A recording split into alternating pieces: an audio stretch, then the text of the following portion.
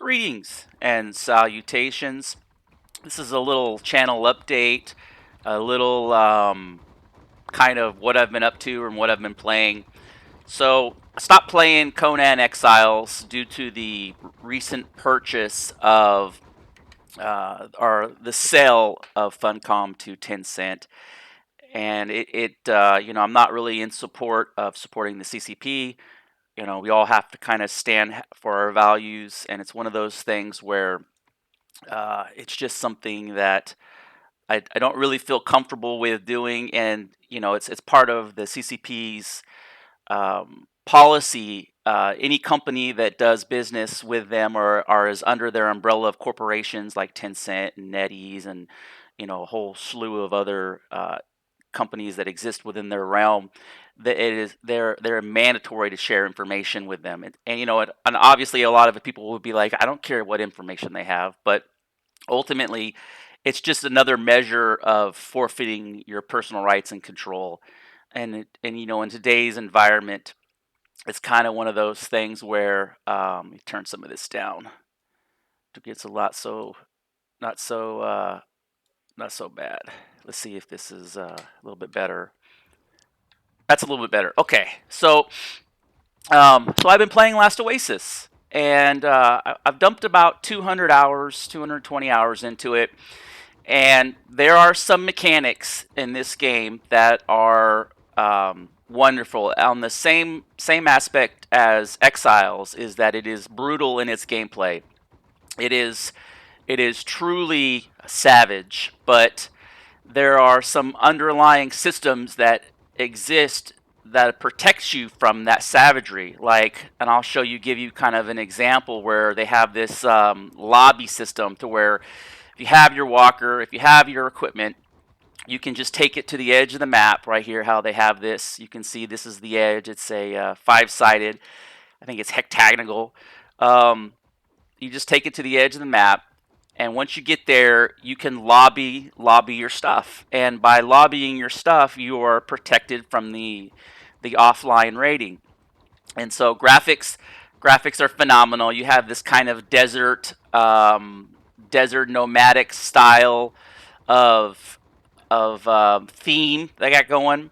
I rate the overall graphic quality and fidelity as an 8 or a 9.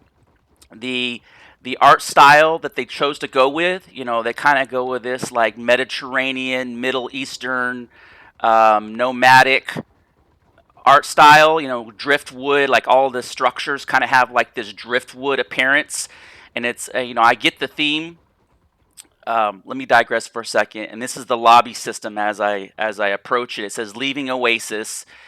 As you see, it tells you how far you have to go, and you kind of get this fog of war type of system where it comes in, so that way you can't kill people there's a wrecked spider, but you can't kill people as you. It's more difficult to scout and kill people as they approach and leave the lobby. It's kind of like a mitigation factor that's built in through this fog of war as you.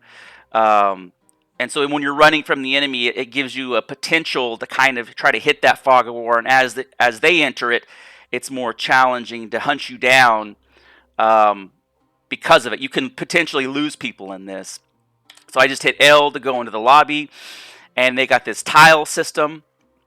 And I'll go back to the graphics here in a second. And so all of these tile systems, they are different maps, different zones, the same way that Atlas does it.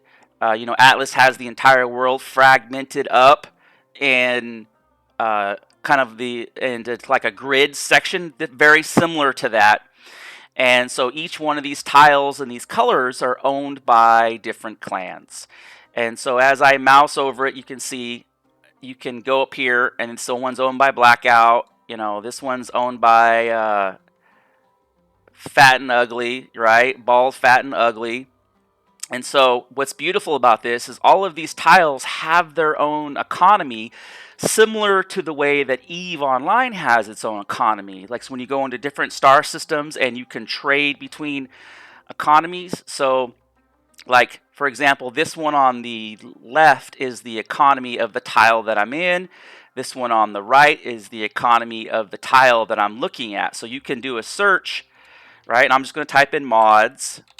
And this is kind of a brief overview, but these are all the mods that are now the ones that got supply and demand. So people have put prices of what they're willing to pay for something, and if you have it, you can set your some people can set what they're willing to sell it for. So this is what I can potentially set what I'm willing to pay for it, and this is how much I can sell it for. And you can see the prices are a pretty big contrast. Like this guy's saying he's willing to pay 183, and this guy is like, I want 100,000 flots. That's kind of the name of the in-game currency is flots.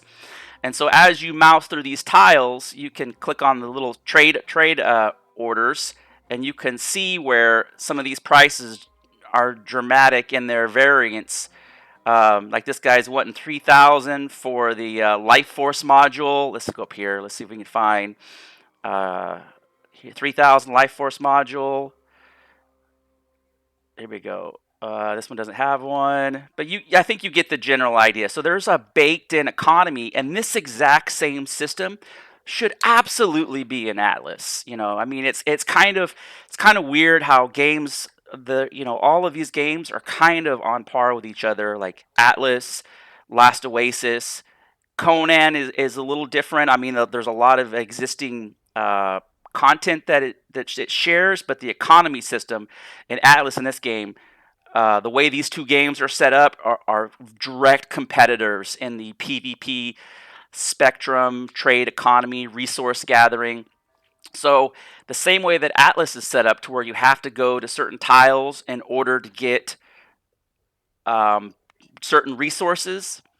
So like these hard tiles is where you get clay to make ceramic, for example, and cotton that doesn't exist in the medium difficult tile. And you can tell the difficulty of a tile by up here in the top right hand corner where it says medium, and if I go to the hard tile, it says hard with the three little squares.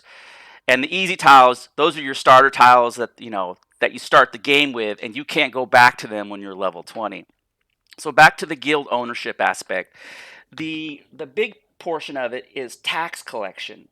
And it's pretty significant. If you get some of these high population zones, and in the top right corner, let me go back here. Let me click on it. Sometimes it's a little difficult to get it to stick, but if you go back to it, they're saying there's 48 people in the top right-hand corner. There's 48 people in this zone, and there has been 4 deaths. Now, as an incentive for the taxes, if a person dies in that zone, I may have this a little incorrect.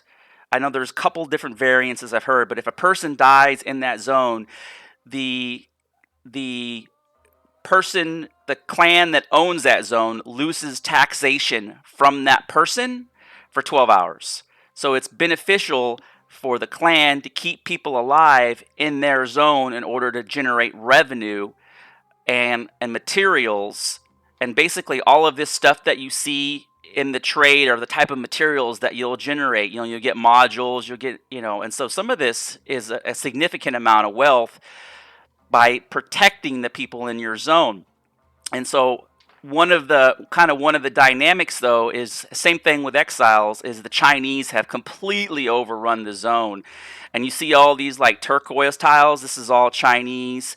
All of these red tiles, let me click on it, get to stay. That's all Chinese, and what they've done is it's caused a lot of the Western guilds and clans to kind of not necessarily merge together, but partner up in alliances. So there's this direct conflict between Asian. And so what's interesting is it's not location locked. So you go all the way up here to the very, very top. It's kind of like a thin rail.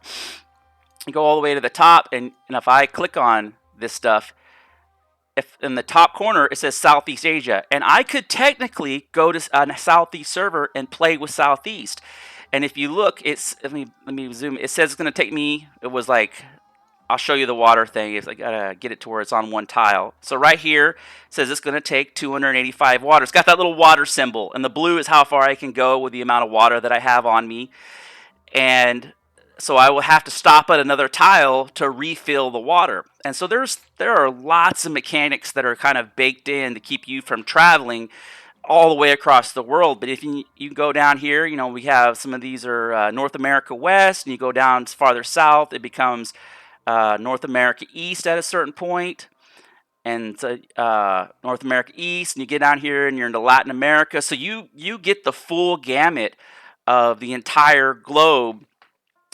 And a mechanic that they're introducing fairly recent is going to be the burning tiles. So tiles will burn from west to east, and so anybody who has a base here, their tile, their stuff will get burned unless it's favorited. And I can click up here and I can see that I have my 5 things favorited right here, and they'll transfer with me. If I log out here, they'll just transfer over to a new tile as this tile burns and wipes. And it's a way to keep the servers fresh and keep the servers from overloading with dead husk of walkers and building pieces that are destroyed or buildings that are busted up. And you can pack up your base, have it in your walker, and so you're always migrating east. And it's like a treadmill, so that new tiles will populate on this side, and these tiles will disappear, and it'll constantly just be rotating to the east, to the right side of the map, and people will be, so it'll force because right now there's no tile set that burns, and so it'll force all of these giant Asian, like this pink, right? This is a BLDX. I'm willing to bet they're Chinese, because there's some of these Chinese guilds are 3,500 strong, and they just zerg zones. And so there's other mechanics. I don't want to get into everything, but you have to, some of these medium zones, your proxy, that's where all the resources are loaded into when you collect your taxes. They have a 1-hour defense timer, and your hard zones are a 2-hour defense timer.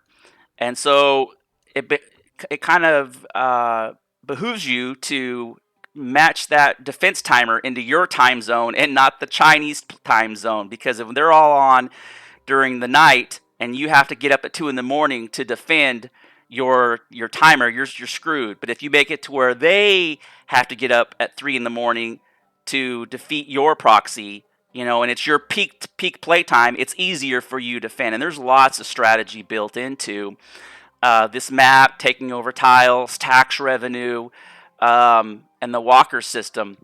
And so let's go back into the map, and I want to show you kind of some of the tech trees and some of the types of currency, because there's really 2/3 types of currency. You have your flots, which is how you use to buy and sell modules and resources at trade stations, and it's a separate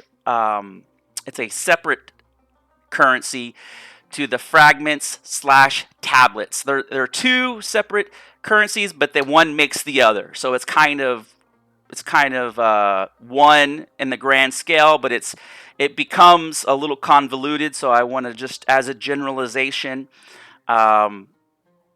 kind of break it down to where you got the general idea. And if maybe, I know most of the people who follow my channel have been playing Conan, and this is a fantastic substitute for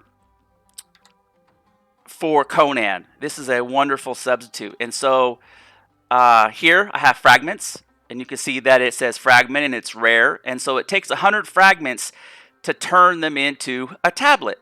And so when you go to your tech tree, you basically have your 5 categories. You have your walkers, construction, crafting, equipment, and vitamins.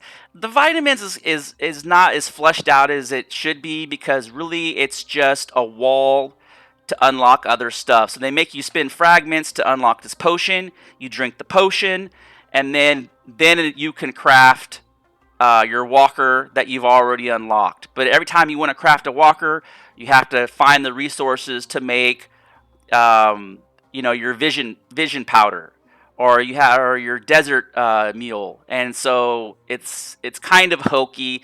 I don't think this part of the tech tree and the crafting system is as viable. Like, these should actually grant benefits like night vision and other things, instead of being a wall behind crafting, enable you to craft stuff. Like, I shouldn't have to, if I've unlocked the the ability to make a walker, I shouldn't have to craft a vision potion every time I want to craft that walker. I should just be able to craft that walker. But these should be generate attributes, and that's kind of one of my main complaints to the game is this stuff has little to no viability after you craft your walker. You might not come back and use this stuff for 2 or 3 weeks because you don't need to make another walker.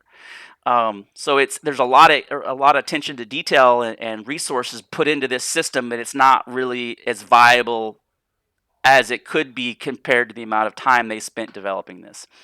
But you have your walkers, and so let me give you kind of a general example. Okay, perfect example. So right here, you have a stiletto. I've already unlocked it, so it doesn't say what it takes to unlock it. It just says unlocked with the green diamond. But as I transition over, it says for the bone upgrade, and they got the upgrade kind of named in naming convention. So it's like bone, ceramic, and then iron. And you can see where it's 20 fragments to unlock the bone.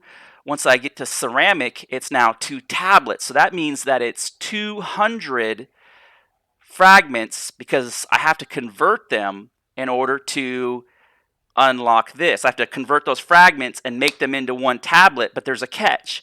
They have to be of the same type of tablet. And each tablet can come out in one of 3 ways. It can be elemental, celestial, or animal. And so you might have to turn in 1,000 fragments to get, and you're gonna get 10 tablets, but you might get 3 of one kind, 2 of another, and 4 of another kind, or 6 of another kind. And there is a randomness. It will generate. Sometimes it'll generate 4. Sometimes it'll generate 3. But what ends up happening is it's kind of a bottleneck, and the reason why I say that is because when you look at your global map, they have these points of interest.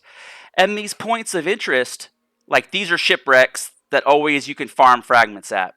But this is a point of interest where this is the temple. And so when you go to the world map and you look at all these hard zones, you might go to 10 hard zones, and out of those 10 hard zones, only one of them has a permanent temple. The other ones might have the temporary ones that once you put 100 frags, you get 1 tablet out of it, they disappear and they're done. And then you have to search the map, continuously search the map, and so it's safer. There's not people that are hanging out there ready to gank you as you try to turn in your tablets. But it just takes so long. You'll end up farming another 400 or 500 fragments before you find an ancient fabricator where you can put 100 of them in and convert it over to 1 tablet, and it becomes this tremendous bottleneck. So you end up with like 3,000 fragments backlog trying to convert them in. And what runs the ancient fabricator? Here we go. Here's an example of a temple. You can kind of see it off to the left here. And what runs these fabricators and these temple fabricators, the larger scale ones, is torque. And torque is generated a couple of different ways. Right here it's got the little torque symbol, and you have to make a battery, but you can see how it looks like a little bamboo pipe. And it is a survival game, so you have to do water, you have to do a couple of things, but the gameplay is the combat system. It's got the same kind of combat system as Mount and Blade, and I'll maybe jump out and just kind of show you that. I think I've covered the fragment system and the torque system enough, and just the overall map and the tile set. But so the combat system, I think I'm going to close this out with the combat. So you basically have attacks, and you can attack from right, left, and then you can do your top-down attack. And I by far, I think this is the best combat system in any game. It's much, much better than like heavy attack and medium attack, the way that Conan does it. It forces you to kind of read into your opponent. And then the block, you can like switch very quickly. Just hold down your mouse button and you can shift back and forth and block, right, left, up, down, right, left, very quickly on the fly. And there's a few instances where I've done PvP, and then this guy was doing this, and I was like, man, I don't even know how to handle this. Like, I don't even know how to come from this madness. You know, this guy's like on crack or some shit. But it gives you a general example of just how robust it can be in the PvP aspect. And you have like heavy attacks and quicker attacks, and there does need to be some flesh out as far as the stats, for example, on how the stats multiply. Some people kind of argue that, you know, if you dump everything into health, this doesn't really justify. Oh, you can see a walker in the distance with the green cells. So I know from enough play experience, those are the Chinese folks, and I generally just try to stay away from them. Here we're coming across a shipwreck. This is a shipwreck. These are where you get your fragments from, and they have 5 different versions of these, and some of them they have like kind of like, I wouldn't say a mini game, but there's a system that you use. And you can see there next to my character, it's got the little harpoon symbol, you know, little like a bone looking harpoon with a rope on it, and it says drag to open. So you got to have a harpoon, and these sacks you can just run up and loot them like that. And you can see where I got in 2 fragments, and then I picked up a headband. I don't want that, but that's how you get your fragments. And the way to tell these is by the yellow and orange banner that hangs down, and you'll see those draped over all of the different types of the wreckage. I think these are kind of referred to as the wreckages. And as I walk away, you'll see it. Usually, you see them collapse, disappear, and then respawn somewhere else. And so the system, there it goes. Catch that? See the stuff? It just kind of breaks up and despawns. So you don't have a bunch of that. They've done a fantastic job with that aspect of it. And see, I just rolled my little walker, and the walkers are and you can flip it over. See, they got this system for flipping it over. But one of my major complaints though is the NPC diversity in enemy types. You really only have 3 enemy types. As a generalization, there are subcategories, but you have your little pink, like bunny rabbit looking things where you collect hide or fat from, depending on what kind of weapon you use. You have the Rupu, which drops like a loot, like a loot bag, or it's a picture of like their skull and guts, and you can loot them, and you get a randomness of Rupu hides, bones, and sticks. And there are some that are more difficult than others. And then ultimately you have the Narg, and they're like this blue lion cat. They patched him in, and they made him too powerful because they were flipping your walkers, and they would do damage to your walkers. And before, they didn't damage your walkers, and they wouldn't like aggressively flip your walkers. Okay, here's another example of a wreckage. And these are the ones I prefer because they have the chance to drop modules.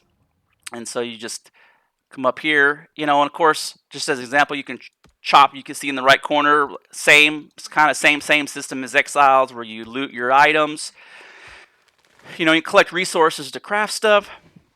But up here they have, this is the other, so you have your sack, you can just loot. And then you have this box, and see how it shows a little example of a hatchet. And you just can click on it, and you do damage to the chest. And up there on the top, you'll see that it says soft. You can see the Chinese guys in a stiletto, and it looks like they're doing the same thing. Now, you got to realize that certain walkers are PvP in nature, and some walkers are kind of farming in nature. And so once you get to know which ones are which, you can kind of avoid them and look out because of their capabilities and what they're able to do and what kind of speed they have. And so their walker system is very nicely done, very fleshed out. And then they, you know, usually they have a base inside of it. They can deploy their base and do all their crafting, and then pick up their little bamboo base or light wood or medium wood base. You know, and then later on there's more like a heavy base. They also have a permanent base system that uses sand and clay that can't be picked up, that has more hit points, but there again, it's kind of a temporary solution because as the tiles burn, and some tiles, see, it just broke apart, so somebody else won't come along and try to loot that thing that I just looted. It's like good on the resource management. But the bases, like if you go with the permanent base, one of the issues is that once those tiles burn, it's gone forever. So you have to kind of make the choice whether it's worth whether it's worth the investment of putting a base down if you know that it's going to burn in a week. And this is just my little kind of farm spider. There's two different variations of this one. And you got your dinghies and your mollusk, and then you get into bigger ones. And so, like, oh, here's a perfect example of a ancient fabricator, the kind that is the one tablet burn. So once I put my 100 fragments in there, it turns it into one tablet. It cost 400 torque, which I don't have any on me. And then this becomes a broken ancient fabricator. I'll show you. Because when I first started playing this, I didn't know what I was looking for. And I didn't realize this was actually, see, this is ancient fabricator. You put your input, you put your fragments up here. See, it's got a little icon of fragments. Here you put your torque. It's got a little icon of torque. It says it takes 30 seconds. So you just basically drag and drop these in here. And that's how you're able to convert your fragments into tablets. It's a great system because it forces you're vulnerable for those periods where you're converting your fragments, and it kind of drives that PvP environment. And you'll see raids. You'll watch. Oh, here's another one. Wow, it's hard to believe that usually they're not this close together. But because this map has a temple, you see less and less of these being farmed up because a lot of these hard maps. And they'll all be the same. Like these points of interest will be located in different places, but the map itself is all the same. For the biodome is the term they use, is all the same. And you'll see lots of them don't have permanent temples that you turn in the larger volume of fragments. And so those little ancient fragments, the two that I just passed, you'll see people walking around the map for hours looking for those things. Like they'll just walk around the zone, just scouring the zone, trying to turn in their 3,500 fragments that they've acquired. And so it's a bottleneck. And you'll see these raids on YouTube where people will loot, get raided and looted because of the PvP aspect, and they get all their fragments taken because they weren't able to convert them over into tablets. And so it creates a backlog in currency, so there is kind of reward to drive that PvP aspect. But the thing that I think I like most about it is I really like the ability to pack up your base and move on. I really like the idea of the rotating map. And I really like the idea is that your investment in time, if planned correctly, can just be logged off. Of course, while you're playing, there's always a risk, but if all of this, right now there's a population of like 25,000 people. If all those 25,000 people, if all their stuff just stayed in the servers would be unplayable because there'd be walkers everywhere, and it would just be. People would be raiding that stuff, and there'd be husk all over the place, and it would be an imbalance. But because I can just go to the zone and then log out, and my stuff is safe until the next play session, it's a really good balance. And there are decay timers on some of the stuff. They're not displayed the same way. Like I know they're going to put for these husk that have been zeroed out. That's a term you'll hear a lot, is zeroed out. That means you can repair a walker. Let's say they knock the legs off of it and they knock the wings off of it, and they crack it in half, and they take once they get the health down to half point, then they can access the inventory and your base, and then deploy your base, and then loot your base, right? Or whatever you have in your base. And so, but you can always, maybe your base is gone, or maybe all your chests are broken into, but you can always recover that walker. You can recreate the wings, you can recreate the legs, get it operational again, pick up the remains of your busted up base, and salvage a large portion of it. There's only one exception, and that is if it's zeroed out. And what that means is they've taken that walker all the way down to zero, and there's no bringing it back to that point. But thankfully, through your upgrade system, like the bone, ceramic, and iron, it's a way to double and triple your hit points. So you can take that walker that starts with a 15,000 and bring it all the way up to like 35,000. So it just becomes so cost prohibited and resources to get it zeroed out 90% of the time, they just crack it so they can get into it and they leave it. So you're able to salvage your walker with all the upgrades and modules on it. So it's not a system that is developed to be extremely punishing in that aspect. So there are some. It's really thought out very well. Um, but I think that as an introduction video and just a kind of a channel update is what I've been playing or what I've been working on is just playing a lot of Last Oasis. Really enjoying it. There's a lot of facets, and it's still an early access game, but I have a lot of hope for what it potentially can turn into in the next year or so. And it isn't developed in the Unreal 4 engine, so that means it kind of has unlimited potential on where they can go with it. But on the backside, it comes with some legacy problems too, like all the stuff that exists in Exiles and a lot of these other games that are built in Unreal 4, like with hitbox hacks and undermeshing and duping and all these other things. But they're cognizant of it. They know that it exists, and they've already, I mean, within the first week, they've already had mass bans, and it's pretty impressive to see them actually go after people. Because one of the issues I had with Exiles is they played the denial game for 6 months. Even when you presented them with video, they wouldn't acknowledge that there was a problem. And so there's other things that they've done, like you don't know the IP address of these zones, so it protects you from getting DDoSed.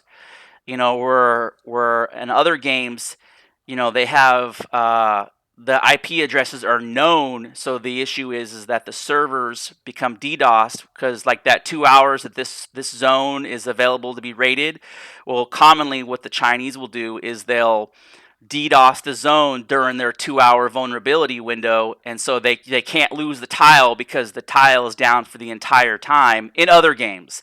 But I haven't witnessed that with this because I think the way that they've engineered this map with the tile set, the zones, they're kind of behind a couple layers of interfaces, and so you're logging into like a map server, and then from that map server you're getting routed to another server. And I'm sure there's software out there, but it's just kind of another layer of protections against exploits, which as a design aspect, as design ratio, or a theory, it definitely leads to some quality gameplay. It still has issues.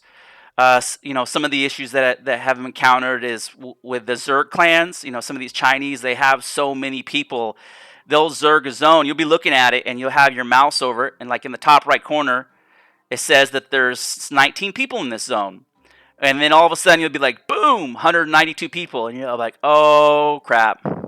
And that just means 160 people just logged into the zone, and they're rest the server. So the first thing you do is you head for the zone wall and you log out, because bad things are going to happen. And they're all running around in Fireflies, which is your like starter vehicle. And they have a bunch of chests, and they're called hatchet gangs, and they just zerg the zone. And when 40 of them are on you, there's nothing you can do. It doesn't matter how awesome your walker is, or how much upgraded you have, or how much armor it is. It doesn't matter. Like no one can defend against 40 naked dudes with bone hatchets. It's just too much. And so, but they're implementing systems. Recently, they implemented like a cap on the cap on the clan size to enter the tile. So they're still saying you can have a clan with 1,000 people, but you can only fit 40. I haven't seen any metrics of what those numbers are, but hypothetically, the way it works is you can only fit 20 of that particular clan or 40 of that particular clan in that zone.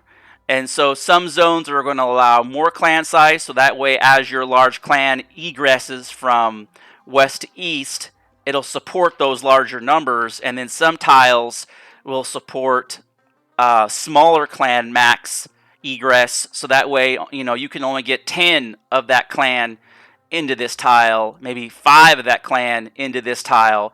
So it forces kind of that way the bigger clans are on a certain tile set, and the smaller clans can exist in a lesser tile set and not be completely like hazed out or zerged by 1,000 retards with hatchets.